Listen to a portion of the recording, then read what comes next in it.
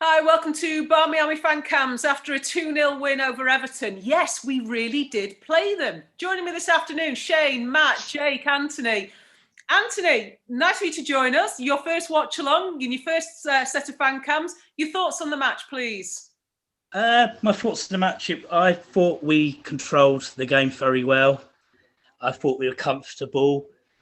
There wasn't really any heart attack moments. Mary had one great save, and then the rest of the crosses she was comfortable with. So we were never troubled fully, I feel. Yeah, definitely.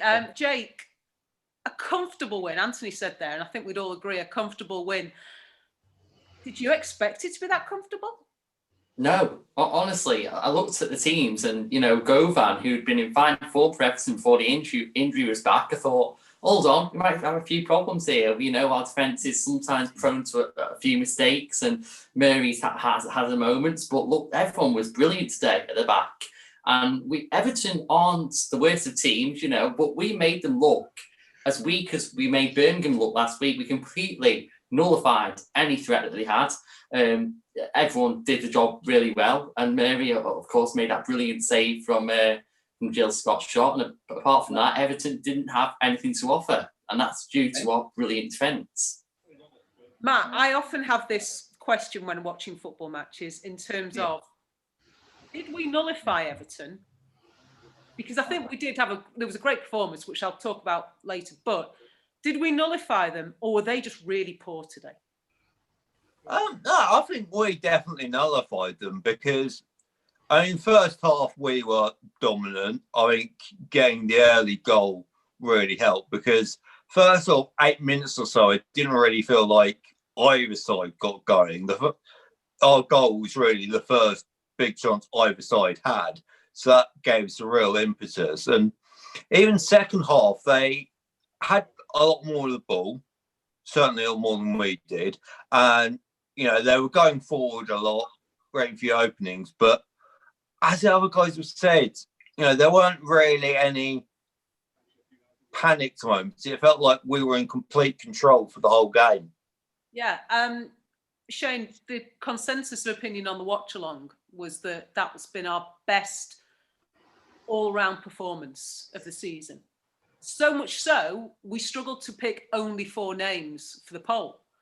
I know I'll ask you all at the end to give your player of the match, but in terms of performances, how big was that performance considering any psychological needle that there might have been?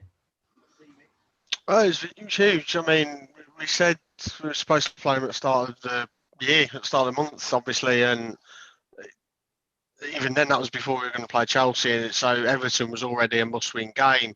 We then lost to Chelsea. We got it back on against Birmingham. So it was still a must-win game. City, who've obviously won earlier today as well, that made that even more the case that we needed to get the win today. We've got them coming up in a couple of weeks. So, we've got to keep that momentum going now and go on and try and win that game. But, yeah, it was huge for mentality. And, so we love beating Everton anyway. So... We love beating Everton, and we would normally like to score 3 goals. Only the 2 today. Anthony, were you disappointed that we didn't have more goal threat in the second half, though? Yeah, you could look at it being a little bit disappointed. We didn't really create much second half, but then there was a few Leah didn't seem to be her usual self today, and she normally creates a lot of our threat. But I'd never felt like we were going to lose. And I think they felt they were in control as well. So maybe they didn't push as much as they may normally would. Yeah. Jake, I guess in terms of a team performance, I think there's players that could get missed in their performances. Was there an element of our game that stood out for you? Defence, midfield, attack? Because I think coming into the game, we all felt the midfield was going to be the crucial part of the game, but we seemed to win every battle. Absolutely. We were we were first to every ball. We put tackles in. We didn't let them have any time. In the final third, we just did really well all over the pitch. First, it really was a game of two halves, but not in the sense that Everton had any real hope in the game. It was more, first half, get the job done, score the 2 goals. The second half, it was just a case of defend, really. We didn't sit back, backs against the wall, but we didn't create much. And I think that was the game plan. Casey will have said to them at half time, let's not risk anything, let's play it safe. And they did. So I think all around, it was brilliant. And he stuck to it. I clearly saw there was tactics there, there was a plan. It wasn't just let's keep going forward, it's let's control it, let's slow it down. Let's try and run them ragged a little bit, just try and take their energy out of it, but also slow the game down and play it at a pace that we're comfortable with. We weren't rushing to score a third, and I'm happy with just the 2 goals. I think everything worked perfectly. And unlike last year at Walton Hall Park, Jake, I didn't end up shouting at you today. Anyway, not this time. Not this time. The reason being, we were playing that game out. I think, was it 3-2 at that point? And the ball came out of play. It came to Jake, and you kicked it back on. And we were all going, no, waste time.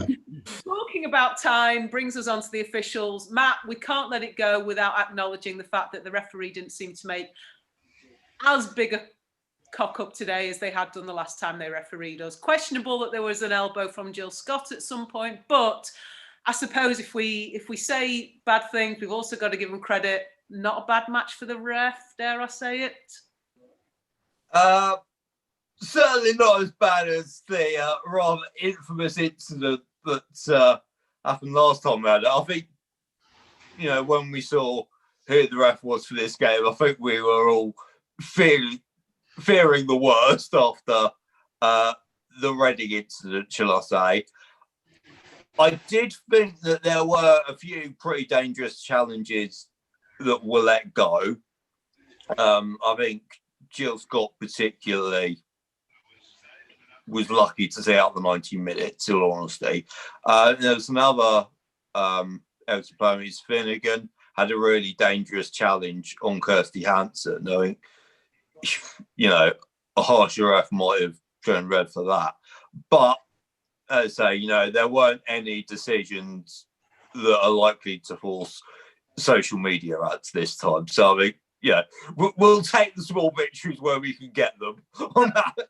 Absolutely, because I think once that referee was named, going into the fact that it was an Everton game, Shane, we talked, I think, previously, probably on the social last week, about that. I know I've already talked about the psychological battle, but there's Willie Kirk, there's Everton, there's the match we should have had against them. There was a lot that was set up today, but we come away from that now. You said it had, even when we were thinking of that game before the Chelsea game, it was must win. So bearing in mind it's a must win, we've got 3 points. Yes, other people are focusing on goal difference. Keep your points coming along. That's all. That's the one thing we can really take care of. A point about Reading next. Reading at home. Your thoughts? Reading's one of those on paper. You're always going to look at a tough fixture. It doesn't matter what they've been doing elsewhere in the season, how good they've been, how bad they've been even. They just seem to be one of those teams that we always end up having quite a physical encounter with. The fact that we're at home gives me a bit more confidence because I think playing them away is always tricky, and it was great, obviously, earlier in the season to finally get that win away to them. But so at home, I feel a bit more comfortable, a bit more confident, but I'd still expect a physical game, and it's going to be important. I think midfield and defensively, again, like it was today, that that they're on top of their game and that they try and take control of it, and get the attackers on who we know can put the ball in the net. Okay. Last question, gentlemen. As ever, one name, player of the match. Anthony, I'm going to give you thinking time because I know this is your first one of these, so this is the way I'm going. I'm going to go around you all. One name, Jake. Let's break tradition. Honour. Matt? Yeah, on balance for me, Honour. Anthony? That funny enough, that's who I was going to say, Una. Although I mucked up in the Barmy Army photo, I pressed press by accident. who it must be He said. took it as an instruction, not a name. Brilliant. She said, well, you've mentioned her best performance in Yes, the shirt. definitely. Yeah. In the absence of having one of our Americans for some considerable time, if the other one can do that every game, then we'll certainly we'll be happy with that. Okay, so 3-ish votes for Honor and a slight confusion for Kristen Press on the Twitter poll. Shane, are you going to make it a clean sweep for Honor? I am. Honour for me. Okay, right. Well, I thought she was terrific. Yeah, and actually, I think she definitely got the wrong end of some tackles from Everton. I know we talked about they seemed to target her at one point. So clean sweep for Honor here. We'll see who wins the Twitter poll. Gentlemen, thank you for joining me. Anthony, Matt, I believe you're joining Mark for the podcast on Wednesday, so we'll look forward to seeing that. Where you'll obviously talk a little bit more about this game. Until then, we'll go and enjoy that one. Cheers, fellas. See you all again. Bye-bye. Thanks. Yeah. Cheers, Deb. See you later, everyone. Bye. Bye.